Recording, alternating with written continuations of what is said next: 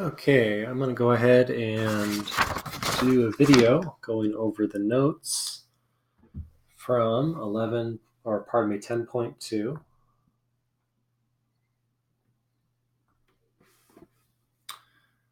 Okay.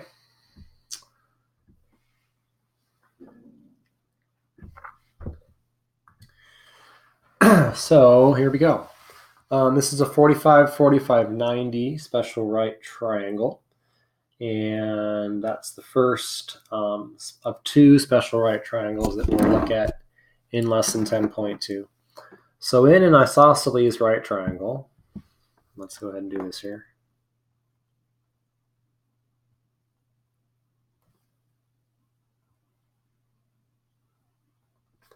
If the legs have length L, then the hypotenuse has length L root 2. So L is generic letter that was chosen, but really what this means is the ratio of the legs to the hypotenuse is 1 to 1 root 2. So I'll show you some examples here. So if you have a 45, 45, 90 isosceles right triangle, if this length is 2, and this length is 2, and this length would be 2 root 2. Or if, let's say, you change these lengths to, let's say, 3, then how would this length change? Well, 3 root 2. All right. Well, how about something a little bit weirder? What if we make these 3 root 2?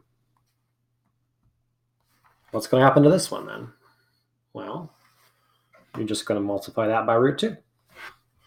And then you would get 3 times root 2 times 2 is 4. 3 times 2 actually gets 6. Interesting. So you'd actually get 6. So it's all about ratios. The generic equation, or way of listing it out, would be L root 2. Some examples here is if you have 1 and 1, that would be just root 2. And if the legs are 2, this would be 2 root 2. And if the legs are 3, you would have 3 root 2. Okay. The other special right triangle is the 30, 60, 90 special right triangle. And in a 30, 60 triangle, if the short leg has length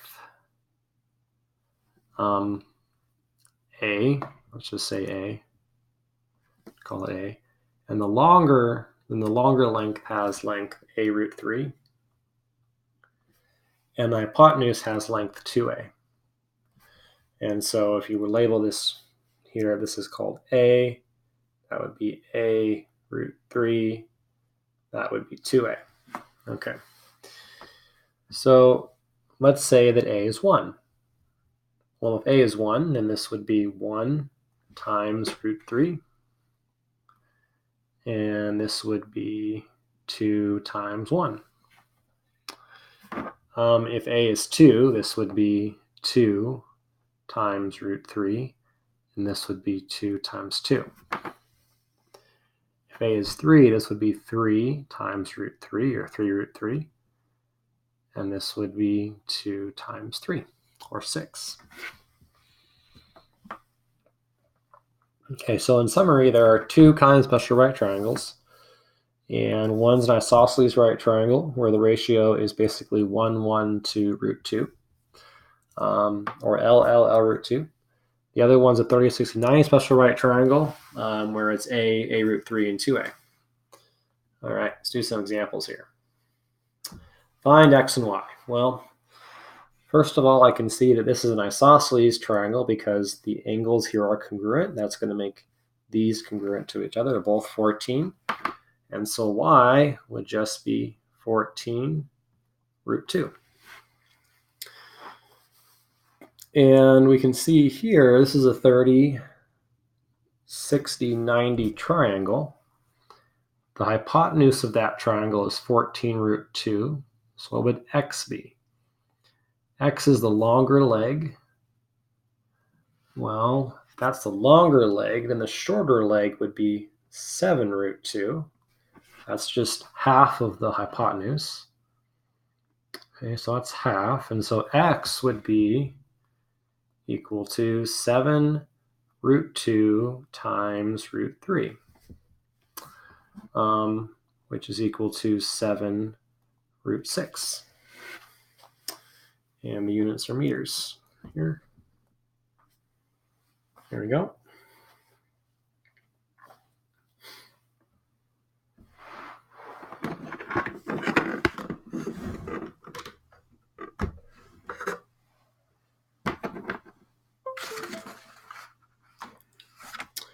And let's see here. Next, we have a trapezoid. Now, the shorter base in the trapezoid measures 6 centimeters. RU equals 14 centimeters. The measure of angle URS is 30 degrees, and the measure of angle TSR is 45 degrees. Find RS. So we're trying to find this entire length here, RS. Okay. So let's see. We have a 30, 60, 90 triangle.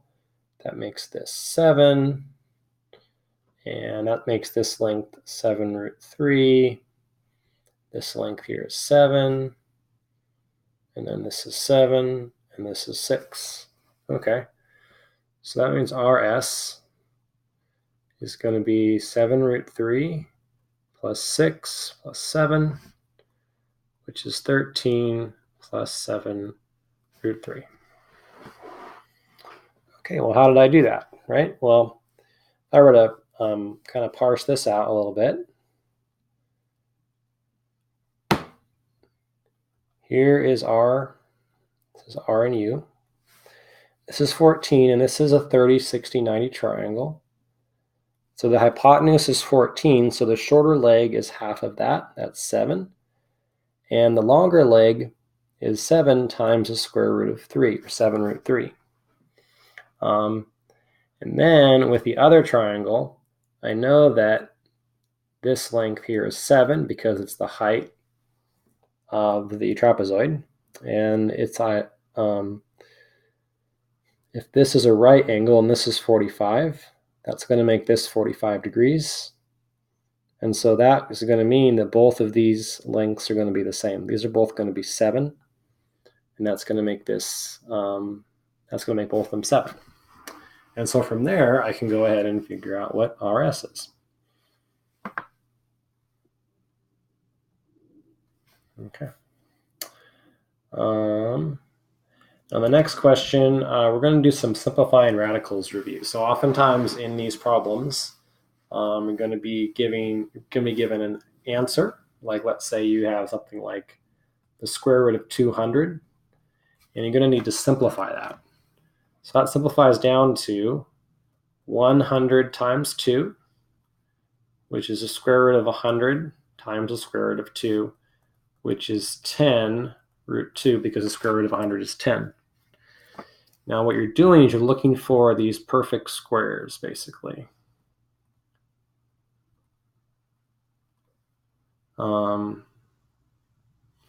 And